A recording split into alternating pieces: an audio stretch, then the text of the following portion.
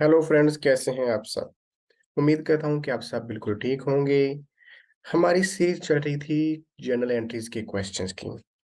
हम 6 क्वेश्चंस को सॉल्व कर चुके और आज का हमारा टारगेट है क्वेश्चन नंबर 7 को सॉल्व करना। ये क्वेश्चन थोड़ा सा डिफरेंट है और वो भी पहली एंट्री के लिहाज से दूसरे क्वेश्चन की निस्बत। चलें देखते हैं कि कैसे करना है इसको। Question number 7, journalize the following transactions. So first journal entry है business started with. Business start किया है 4 चीजों के साथ, विद 4 थिंग्स।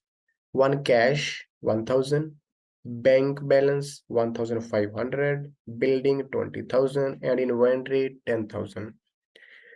करना हमने वैसे ही है जैसे हम करते हैं, चीज सेम ही है कि क्योंकि ये चीजें बिजनेस में आ रही हैं तो ये होंगी डेबिट। तो जब हम कोई चीज इन्वेस्ट करते हैं या बिजनेस स्टार्ट करते हैं तो हमारा एक अकाउंट बनता है क्रेडिट में, कैपिटल का। तो जो कैपिटल का अकाउंट बनेगा वो इन सब का टोटल होगा। तो चलें देखते हैं कि हमने असल में करना कैसे है। नंबर 1। नंबर 1 पे पहले तुम्हारे पास आई है कैश, तो कैश होगा हमारे पास डेबिट, कैश डेबिट। उसके बाद हमारे पास है बैंक बैलेंस, तो बैंक भी होगा डेबिट। उसके बाद हमारे पास है I think building, yes building, building तो ये भी होगी हमारे पास डेबिट। उसके बाद हमारे पास इन्वेंट्री भी थी जो हमने बिजनेस स्टार्ट करते वक्त दी है, तो वो भी होगी डेबिट। तो ये तो चीजें हैं डेबिट जो बिजनेस में आई हैं। तो इसके अगेंस्ट क्या हुआ, हमारा कैपिटल का अकाउंट बना। कैपिटल का अकाउंट बना तो कैपिटल ऑलवेज क्रेडिट, तो ये हुआ क्रेडिट। चले अब लिखते हैं अमाउंट्स को। तो अमाउंट्स है हमारे पास 1000 कैश, 1500 बैंक, 1000 कैश, 1500 बैंक। और उसके बाद है हमारे पास बिल्डिंग 20,000 एंड इन्वेंट्री 10,000। तो बिल्डिंग 20,000 एंड इन्वेंट्री 10,000। तो इन सब का टोटल जो होगा वो हमारे पास होगा कैपिटल। तो देखते हैं टोटल 1000 प्लस 1500 प्लस 20,000 एंड 10,000, 30,000। तो ये होगा हमारे पास 32,500।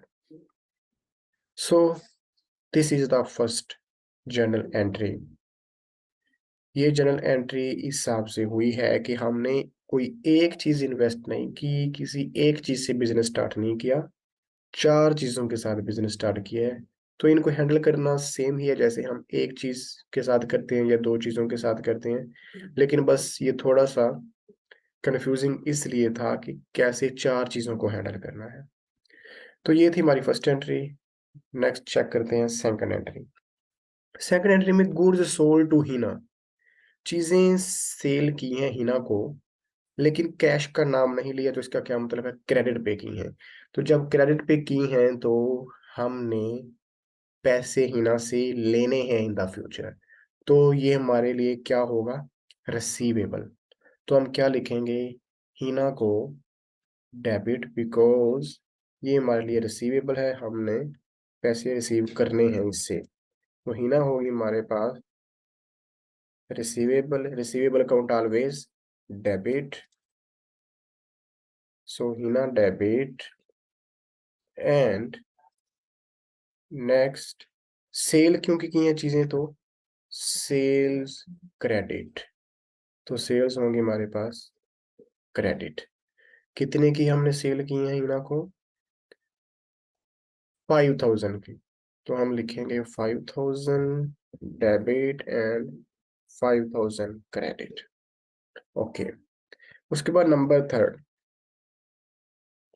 नंबर थर्ड पे क्या है, कैश रिसीव्ड फ्रॉम हिना। हमने चीजें सेल की थी हिना को 5,000 की, और अब हमने उसमें से कैश रिसीव कर लिया है 3,000 का। तो चलें अब कैश जब हमारे पास आ गया है तो कैश तो होगा डेबिट क्योंकि ये बिजनेस में आ चुका है।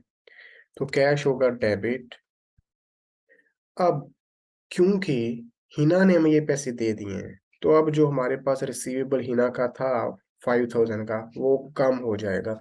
तो इसका मतलब है एक हिसाब से हीना एज अ रिसीवेबल हमारे पास से जाएगी। तो अब ये होगा क्रेडिट। रिसीवेबल की नेचर है debit, that's why always debit. But जब हम उससे पैसे ले रहे हों, तो इसका मतलब है अब वो कम हो जाएगा, तो फिर हम उसको करेंगे क्रेडिट। तो अब हीना हमारे पास एज अ रिसीवेबल होगी क्रेडिट। तो cash debit and Heena credit. और अमाउंट हमारे पास अब उसने जो हमें दी है वो है 3000 की।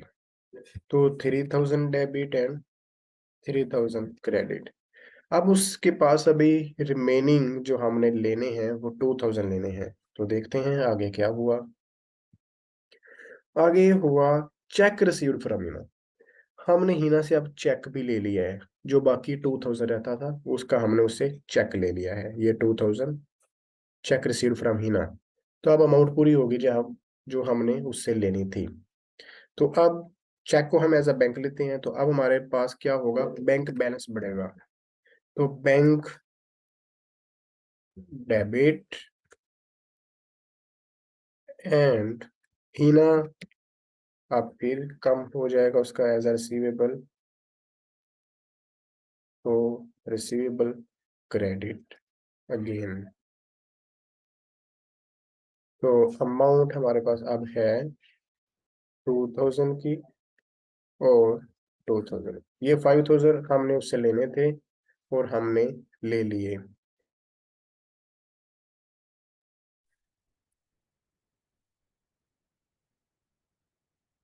उसके बाद है नंबर 5। नंबर 5 पे क्या हुआ।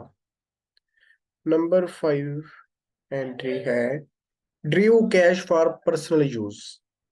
पर्सनल यूज के लिए कैश बिजनेस से निकाली है। तो कैश तो बिजनेस से जाएगी, तो कैश तो होगी क्रेडिट। तो जब हम पर्सनल यूज के लिए ड्रू करते हैं कैश को या गुड्स को, तो हमारे पास एक अकाउंट बनता है ड्राइंग्स का। और ड्राइंग्स ऑलवेज डेबिट। तो ड्राइंग्स हमारे पास क्या होंगी, ड्राइंग्स डेबिट। और कैश क्योंकि बिजनेस से जा रही है तो कैश क्रेडिट। तो ये हमारे पास होगा क्रेडिट। कितने की हमने कैश विदड्रॉ की है, 3000 की। तो हम लिखेंगे 3000 debit side and 3000 on the credit side. Okay. So ये तो सिंपल सी जर्नल एंट्री थी। उसके बाद देखते हैं नंबर 6 को। Number 6 cash sales. सेल्स की हैं कैश पे। तो इसका मतलब है जब हम सेल करते हैं कोई चीज तो कैश तो आती है हमारे पास, क्योंकि कैश पे की है तो कैश डेबिट।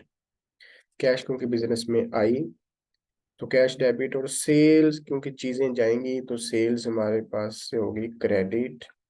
तो हमने कर दिया इसको क्रेडिट। अमाउंट हमारे पास है 20,000 की डेबिट और 20,000 की credit. Okay. Next number 7। Number 7 पे है पेड जनरल एक्सपेंसेस। जब जनरल एक्सपेंसेस पे कर दिए हैं, पेड का मतलब है पे कर दिए हैं, तो इसका मतलब हमने कैश दे दी है एक्सपेंसेस के हिसाब से। तो अब हमारे पास एक कैश जो है वो जाएगी, क्योंकि हम एक्सपेंसेस पे कर रहे हैं। तो किसके अगेंस्ट कर रहे हैं, एक्सपेंसेस। और नेम है जनरल एक्सपेंसेस, तो जनरल एक्सपेंसेस का अकाउंट बनेगा और कैश का बनेगा। और एक्सपेंसेस और ऑलवेज डेबिट। जैसे कि मैंने बताया था expenses are always debit and income is always credit. तो अब हम क्या करेंगे, एक्सपेंसेस को करेंगे डेबिट। ये जनरल है तो जनरल एक्सपेंसेस डेबिट। तो ये होगी हमारे पास जनरल एक्सपेंसेस डेबिट। और कैश क्योंकि जा रही है, हमने पे कर दिया एक्सपेंसेस, तो कैश होगा हमारे पास से क्रेडिट। ये हमने कर दिया क्रेडिट। और अमाउंट है हमारे पास जनरल एक्सपेंसेस को पे करने की 1800, 1800 and 1800। Okay. Last one number 8 पे क्या हुआ, सैलरी पेड, सैलरी पे कर दी है। तो जब सैलरी पे कर दी है तो सैलरी भी एक एक्सपेंस है, तो एक्सपेंसेस आर ऑलवेज डेबिट, तो सैलरी होगी डेबिट। और कैश हमने सैलरी के हिसाब से पे की है, तो कैश जा रही है बिजनेस से, तो कैश होगा हमारे पास credit. Salary debit and cash credit. Okay, salary debit and cash credit, क्योंकि कैश हमारे पास से जा रही है, तो कैश होगी हमारे पास से क्रेडिट। अमाउंट है इसकी 1000 एंड 1000।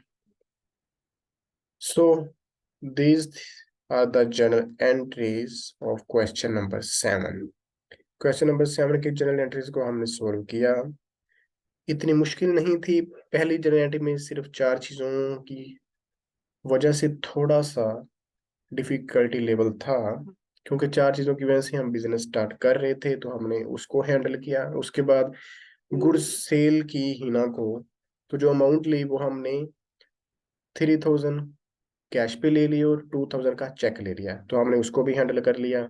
उसके बाद ड्रू कैश की पर्सनल यूज के लिए तो ड्राइंग्स टू कैश हमने कर दिया। उसके बाद बाकी सिंपल है, एक्सपेंसेस पे किए हैं तो एक्सपेंसेस डेबिट और कैश क्रेडिट, और सेल कैश पे की है तो कैश हमारे पास आ रही है, तो कैश डेबिट और सेल्स क्रेडिट।